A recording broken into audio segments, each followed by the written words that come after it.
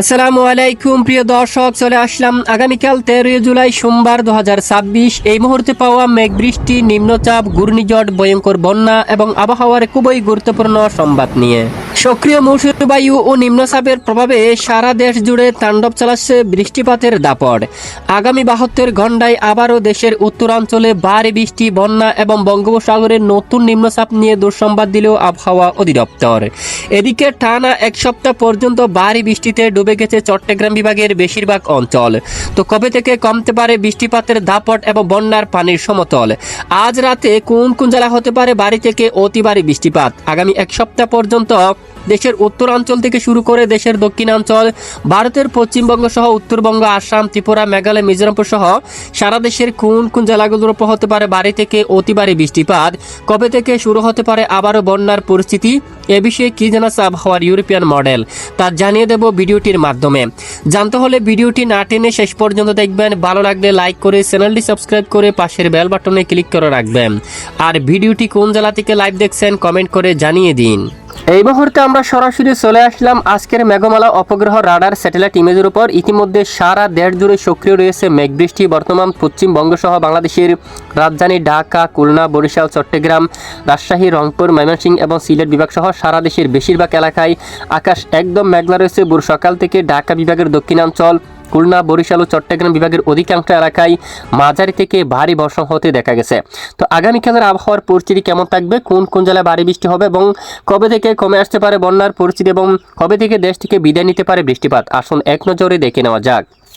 এই মুহূর্তে চলে যাচ্ছে আমরা সোমবার 13 জুলাইয়ের আবহাওয়ার আপডেটে। আগামী 24 ঘন্টার মধ্যে দেশের উত্তরাঞ্চলের বেশ কিছু এলাকায় হালকা থেকে মাঝারি ধরনের বৃষ্টিপাতের সতর্কতা জারি করা হয়েছে। ইতিমধ্যে সরাসরি দেখা যাচ্ছে রাতের দিকে নরসিংদী, আগরতলা এই অঞ্চলে, হবিগঞ্জ, ব্রাহ্মণবাড়িয়া, মৌলভীবাজার, এদিকে একদম উত্তরাঞ্চলে সুনামগঞ্জ, জৈন্তাপুর, তারপর রয়েছে সিলেট এই অঞ্চলে, তারপর এদিকে রয়েছে ময়মনসিংহ, জামালপুর এবং এদিকে বগুড়া, তারপর ডালু, গাইবান্ধা, এখানে বেশ কিছু এলাকায় মাঝারি থেকে ভারী বৃষ্টিপাত হওয়ার সম্ভাবনা দেখা যাচ্ছে। এবং দেখো সোমবার 13 জুলাই সকাল থেকে এখানে বেশ কিছু এলাকায় মাঝারি থেকে ভারী বৃষ্টিপাতের বিশেষ করে সতর্কবার্তা দেওয়া হয়েছে আবহাওয়ার ইউরোপিয়ান মডেল থেকে।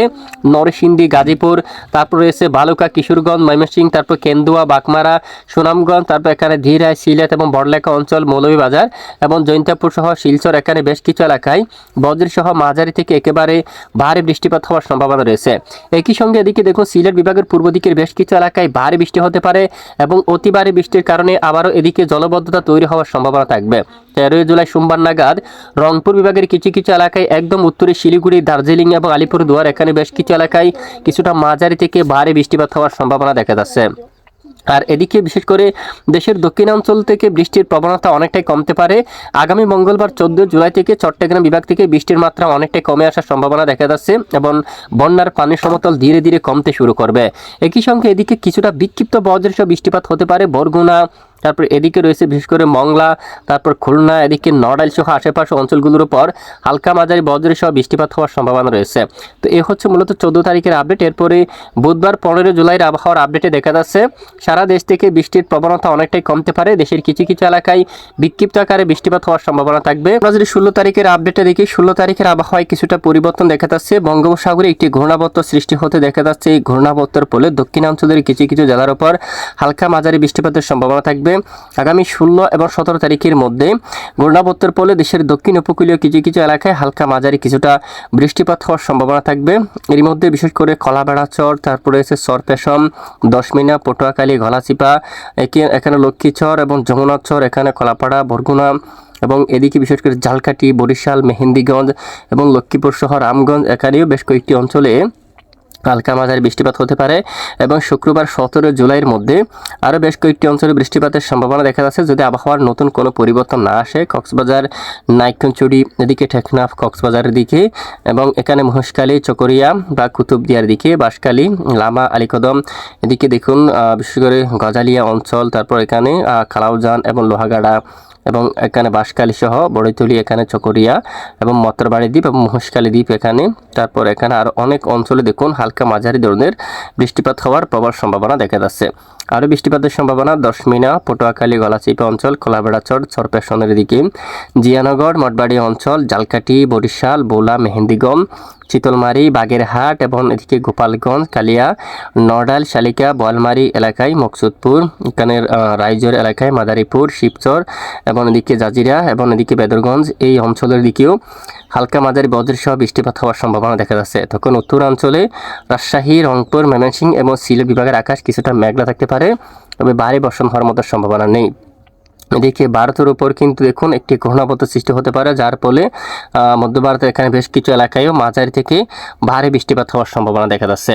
তো এ হচ্ছে মূলত বৃষ্টিপাতের আপডেট। এবার সরাসরি চলে যাব আজ এবং আগামীকাল দেশের কোন কোন জেলায় কীরকম তাপমাত্রা থাকার সম্ভাবনা। আগামীকাল সোমবার 13 জুলাই দেশের সর্বোচ্চ তাপমাত্রা রাজধানী ঢাকায় দেখা যাচ্ছে 30 ডিগ্রি সেলসিয়াস পর্যন্ত, এবং খুলনার দিকে 29 ডিগ্রি সেলসিয়াস, বরিশালে 29 থাকবে এবং চট্টগ্রামে 28 ডিগ্রি সেলসিয়াস তাপমাত্রা থাকার সম্ভাবনা রয়েছে। উত্তরাঞ্চল এদিকে ময়মনসিংহ 29, সিলেটের দিকে 28 থাকতে পারে, রংপুরের দিকে 28 বা 29 এরকম, রাজশাহীর দিকে প্রায় 30 থেকে 31 ডিগ্রি সেলসিয়াসের গড়ে সর্বোচ্চ তাপমাত্রা থাকার সম্ভাবনা রয়েছে। এরপরে ঢাকায় বিশেষ করে মঙ্গলবার 14 তারিখ থেকে 31 ডিগ্রি সেলসিয়াস তাপমাত্রা, চাঁদপুর, কুমিল্লার দিকে 30 এবং 31, বরগুনা, হাতিয়া, চট্টগ্রাম 29 থেকে 30 ডিগ্রিতে, এবং এদিকে যশোর, সাতক্ষীরার দিকে 28 ডিগ্রি সেলসিয়াস, পাবনাতে 28, রাজশাহীতে 28 ডিগ্রি সেলসিয়াস, একদম রংপুরের দিকে প্রায় 31 ডিগ্রি সেলসিয়াস পর্যন্ত সর্বোচ্চ তাপমাত্রা দেখার সম্ভাবনা রয়েছে। ভারতের পশ্চিমবঙ্গের দিকে কলকাতায় প্রায় 29, তারপর হলদিয়াতে প্রায় 30 ডিগ্রি সেলসিয়াস, খড়গপুরে 31, বাঁকুড়ার দিকে 32 এবং এদিকে দামবাদ এখানে, তারপর রাঞ্চি এখানে প্রায় 32 degree Celsius, Suri 30 degree Celsius, এখানে বেশ কিছু এলাকায় 30 ডিগ্রি সেলসিয়াসের মধ্যে সর্বোচ্চ তাপমাত্রা থাকার সম্ভাবনা রয়েছে। প্রিয় দর্শক, এ হচ্ছে মূলত আজকের আবহাওয়ার বিস্তারিত গুরুত্বপূর্ণ আপডেট। এতক্ষণ আমাদের সাথে থাকার জন্য অসংখ্য ধন্যবাদ।